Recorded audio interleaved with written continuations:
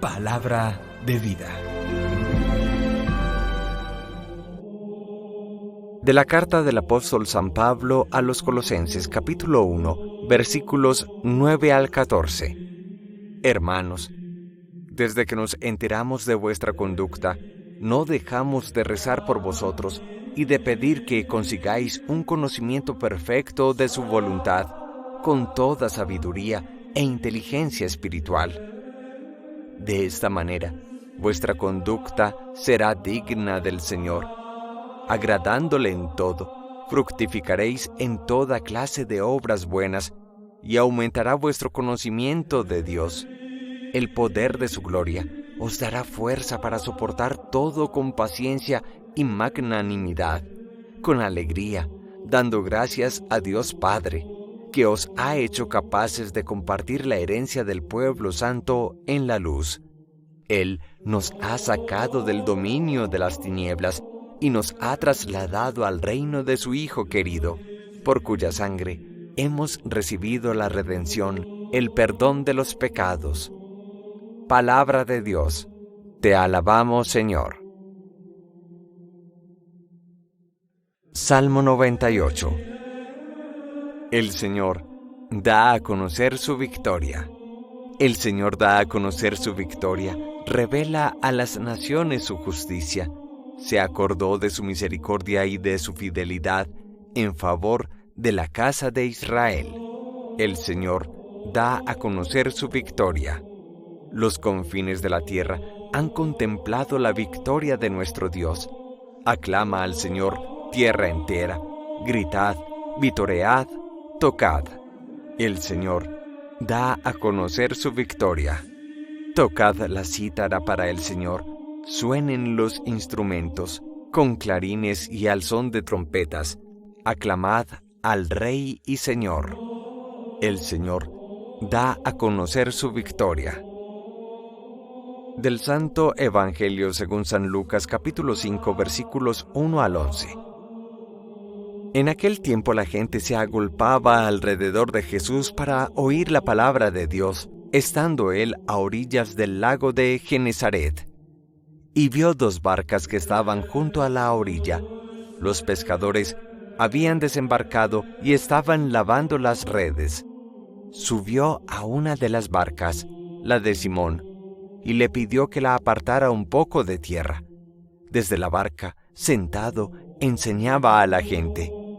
Cuando acabó de hablar, dijo a Simón: «Rema, mar adentro, y echad las redes para pescar».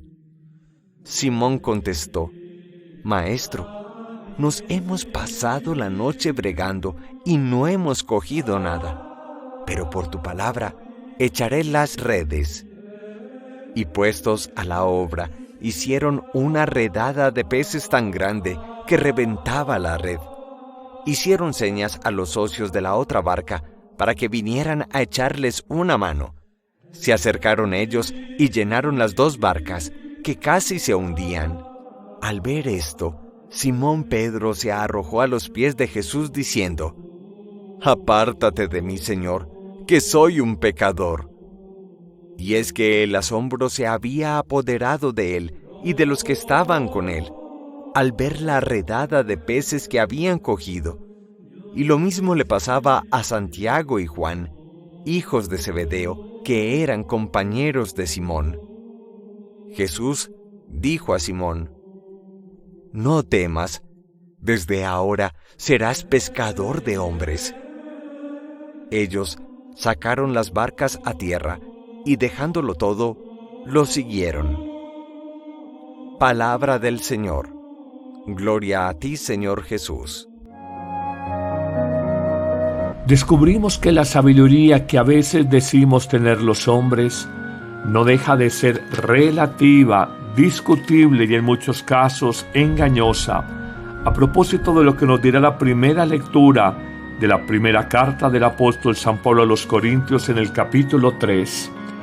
Esa sabiduría humana que a veces es engañosa, la padeció el apóstol Pedro, cuando al mandato de Jesús, rema mar adentro y echa las redes para pescar, Simón Pedro increpa a Jesús y le dice: nos hemos pasado la noche bregando y no hemos podido pescar absolutamente nada.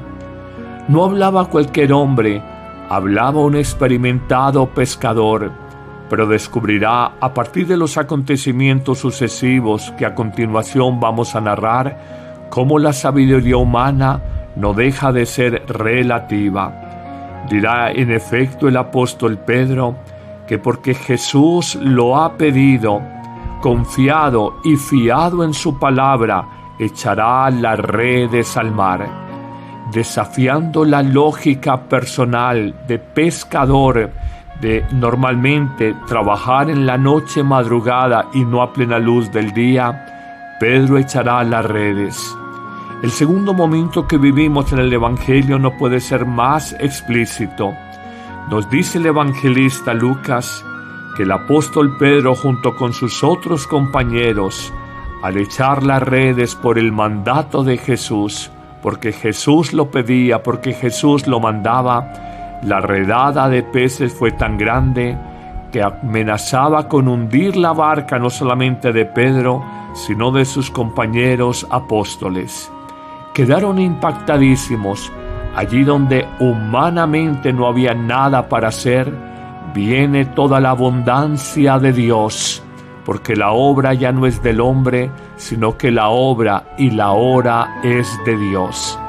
Qué hermosa lección para nuestra vida, cuando a veces construimos la existencia, la empresa, la familia, los proyectos personales, apoyados solamente en nosotros, y encontramos exiguos o nulos frutos o resultados. A veces nos preguntamos: ¿qué he hecho de mi vida a los 35, 40, 50 años? Y hemos olvidado que no construimos la existencia desde Cristo, desde sus mandatos y palabras sabias, sino desde nuestros criterios puramente humanos. Al constatar, y es la tercera escena del Evangelio de hoy, al constatar el apóstol Pedro la pesca sobreabundante, apoyado solamente en la palabra de Jesús, se siente sobrecogido. Está conmovido hasta el extremo. Lo mismo ocurre, dice el evangelista, a sus compañeros Santiago y Juan, hermanos entre sí.